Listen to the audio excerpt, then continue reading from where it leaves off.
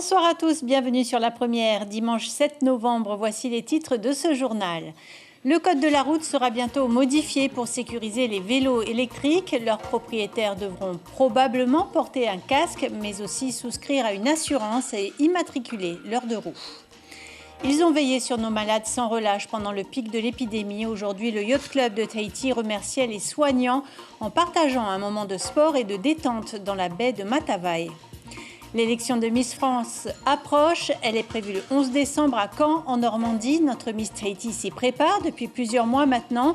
Toumateata prend l'avion mardi pour l'Hexagone. Elle nous fait le plaisir d'être notre invitée ce soir. Elle nous dira ses attentes.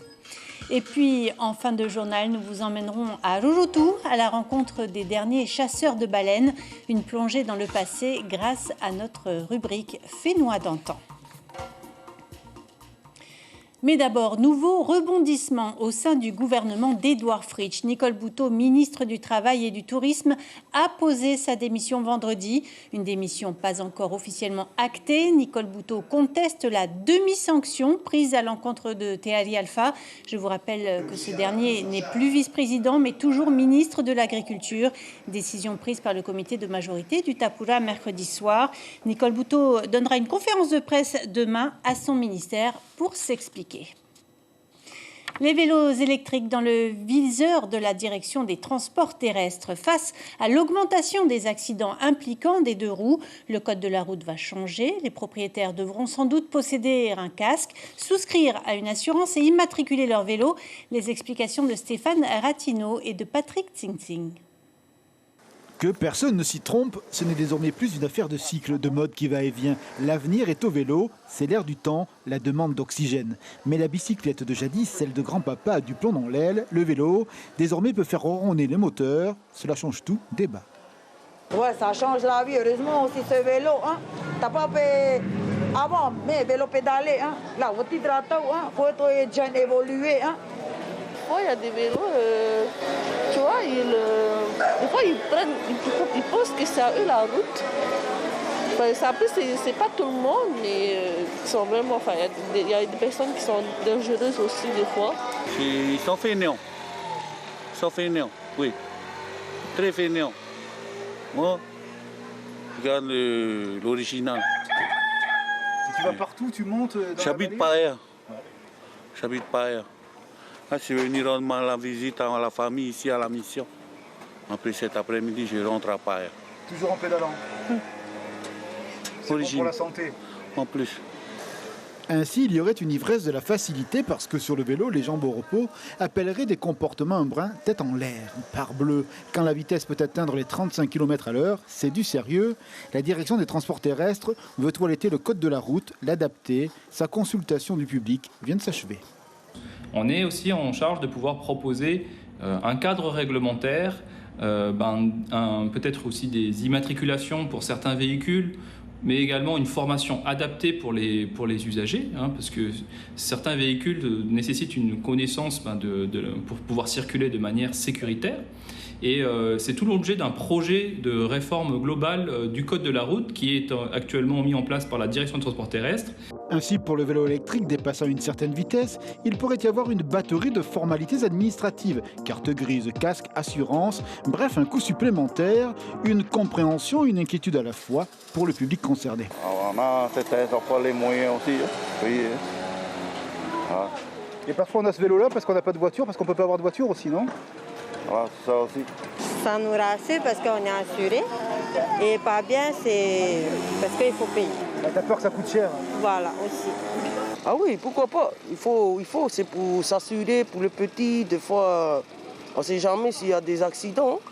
Et en ce moment, il y a trop, là. Il y a trop. Et c'est pour se protéger, c'est tout. Disons-le, quoi qu'il en coûte, face à ces nouvelles mobilités, le pays va poser un cadre réglementaire afin qu'avec ce vélo électrique, ce ne soit pas la loi de la jungle.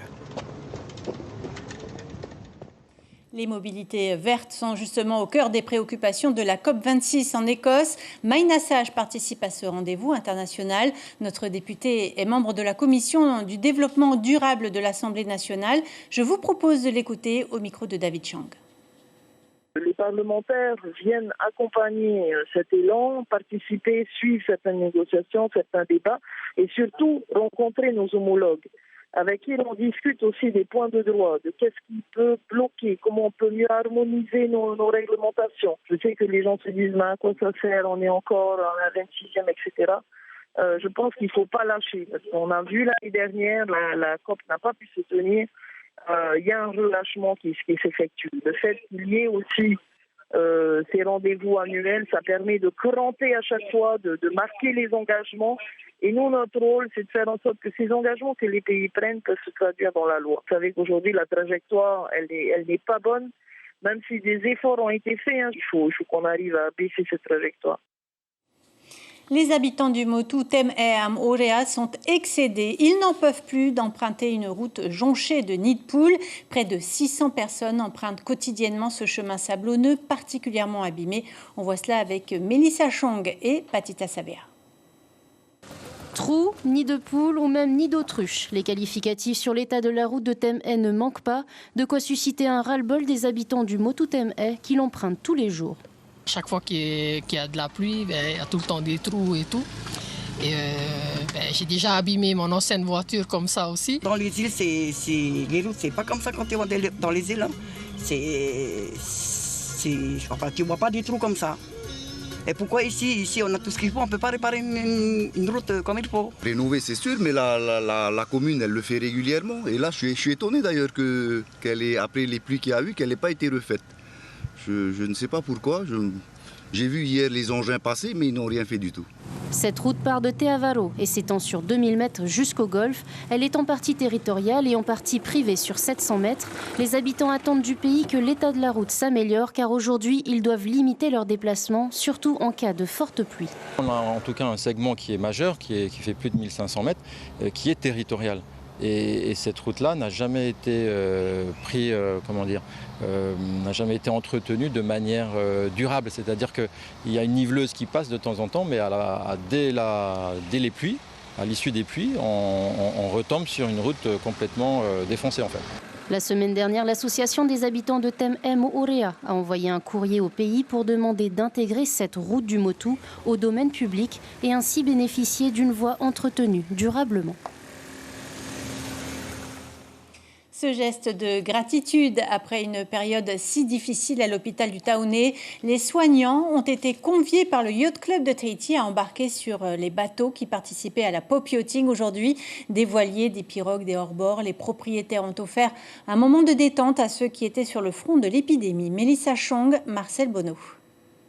Donc vous avez une voile ici, elle s'appelle la grand voile, et vous avez la voile qui est à l'avant du bateau qu'on va appeler le phoque. Le personnel soignant du Taounais a troqué la blouse blanche pour le maillot de bain ce matin. Ils sont une trentaine à participer à une régate avec leur famille à bord de 16 voiliers, une action solidaire organisée par le Yacht Club de Haroué afin de les remercier pour leur dévouement professionnel durant la crise sanitaire. On a organisé cette régate avec, alors c'est tout le corps médical, hein, c'est ça, hospitalier de l'hôpital et autres. Hein. Donc on a 5 invités à bord, plus 5 équipiers habituels et on est parti surtout pour s'amuser. Bon, évidemment on va gagner la régate, hein, c'est sûr, on est les meilleurs, mais non, on va pas gagner la régate, mais on va bien s'amuser. On est tous très heureux, on va pouvoir profiter du soleil, de la mer, de la course. On est très très heureux d'être ici. Les navires quittent la côte et se positionnent pour une course de 12 nautiques.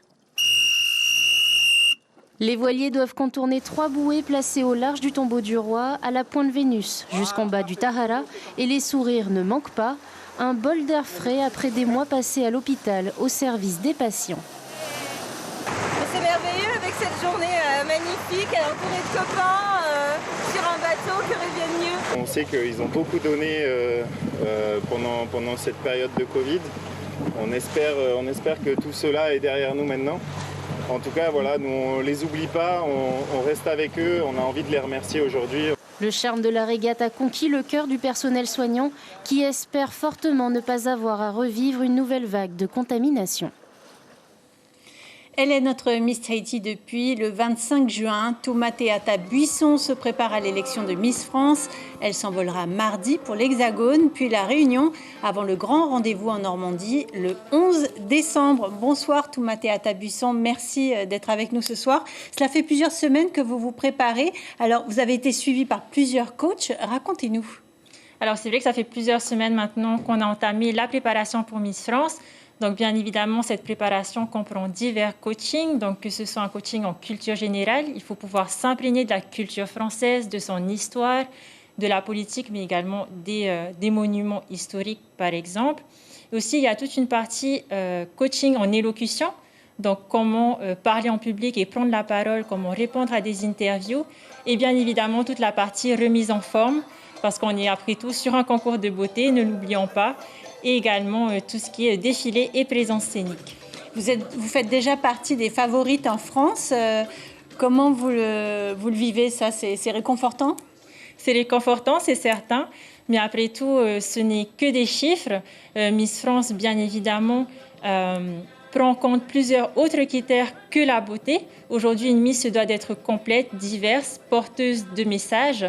Et c'est en bien cela que je compte donner le meilleur de moi pendant l'aventure Miss France. Justement, à propos de messages, lors de votre élection, vous avez ému toute la Polynésie en évoquant votre maman qui est décédée d'un cancer. Vous aurez un message à faire passer à ce sujet lorsque vous irez en France?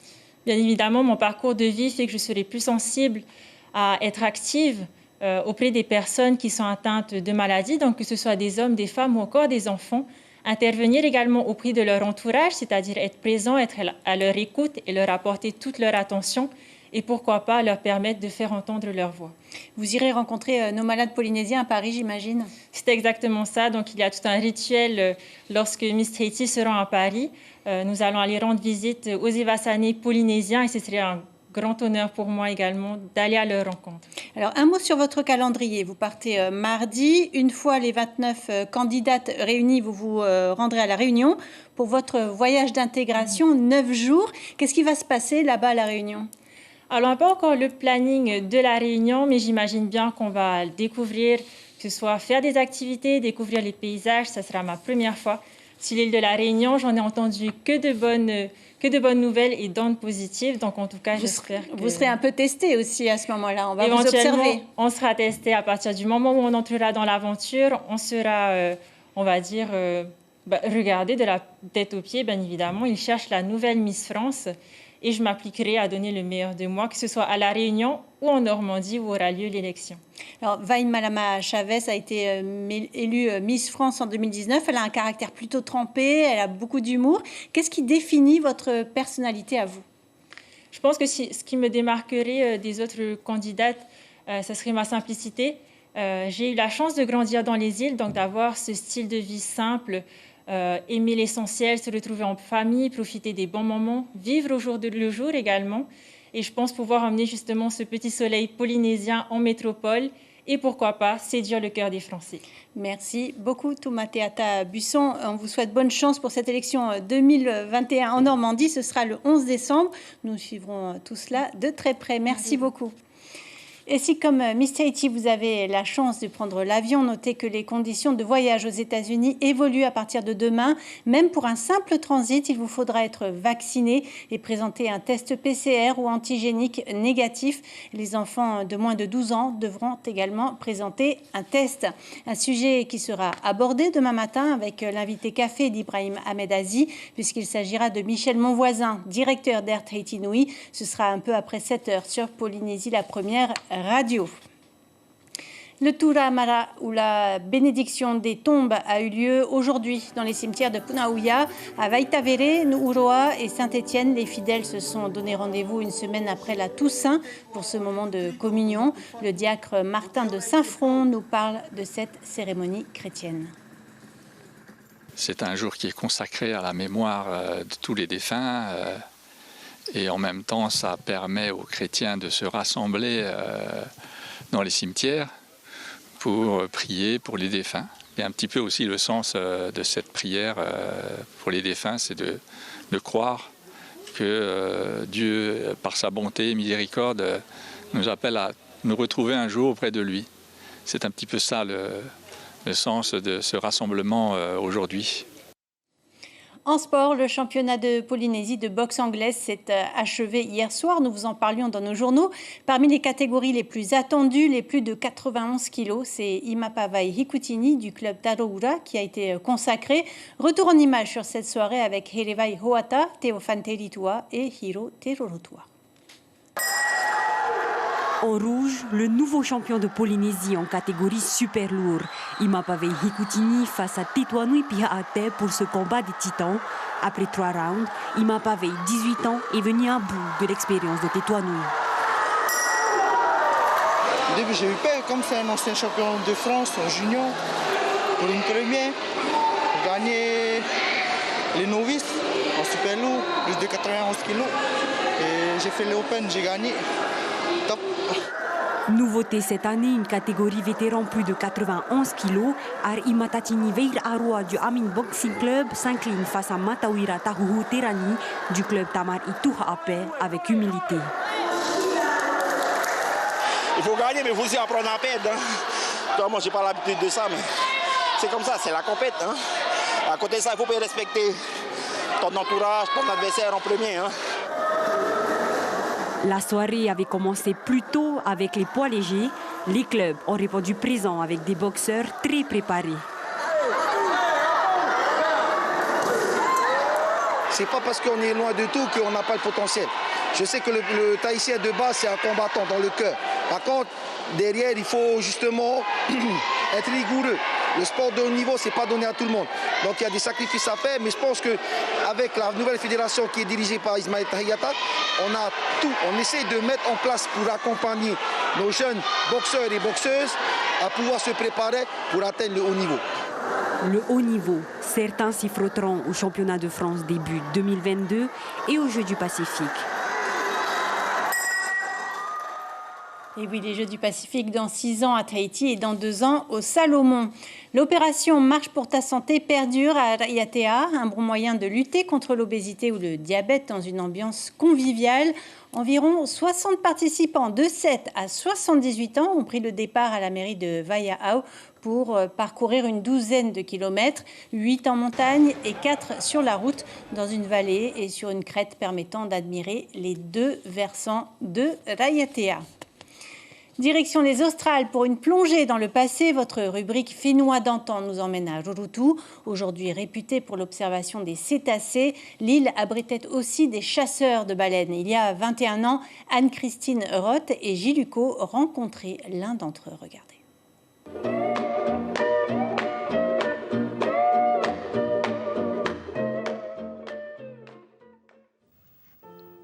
Teia Arao a 74 ans. Ou 76 ans, il ne sait plus très bien. Pourtant, malgré sa mémoire qui lui joue des tours, il se souvient parfaitement de ce jour d'août 57.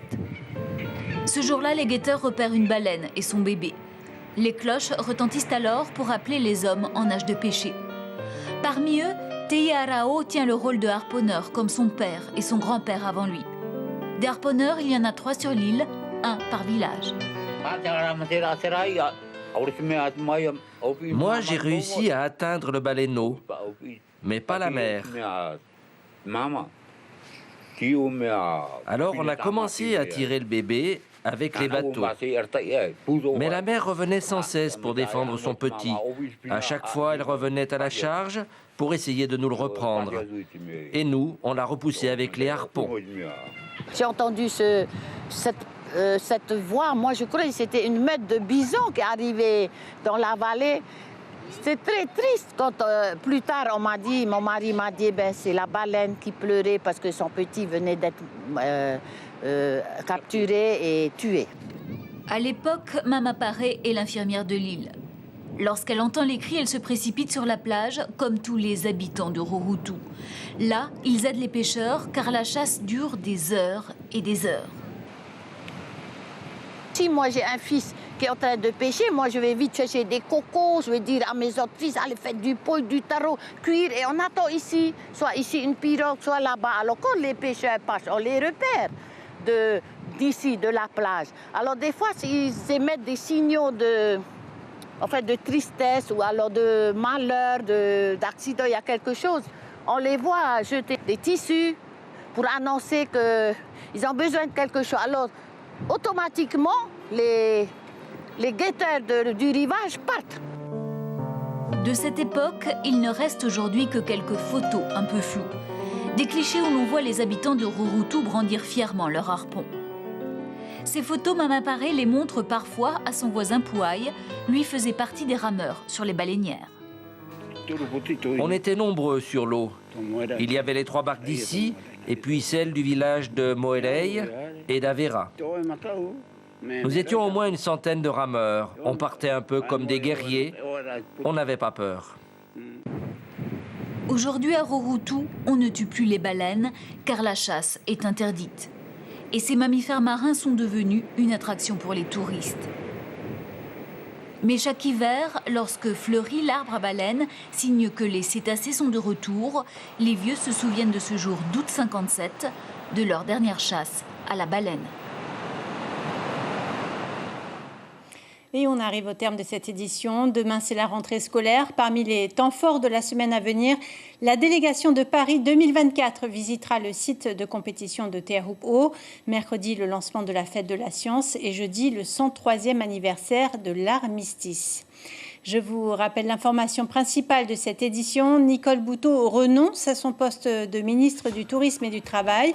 Elle a posé sa démission vendredi. Elle a tenu à marquer son mécontentement après la demi-sanction à l'encontre de Tehari Alpha. La démission de Nicole Boutot n'est pas encore actée par le président Fritsch. Elle donnera une conférence de presse demain à son ministère. Au programme de votre soirée sur Première, de la fiction avec le film Kursk, l'histoire du naufrage du sous-marin nucléaire russe en l'an 2000, puis la série américaine Suits, avocat sur mesure.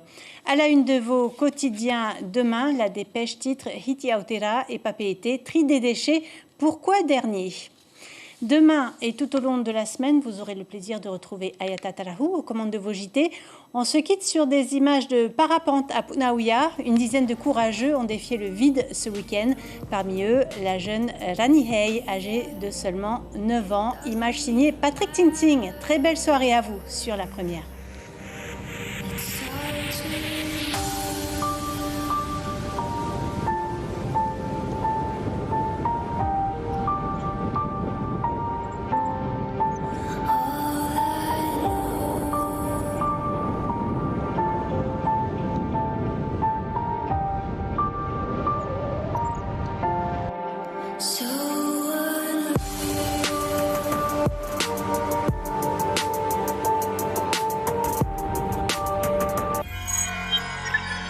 Retrouvez ce programme en replay sur notre site internet.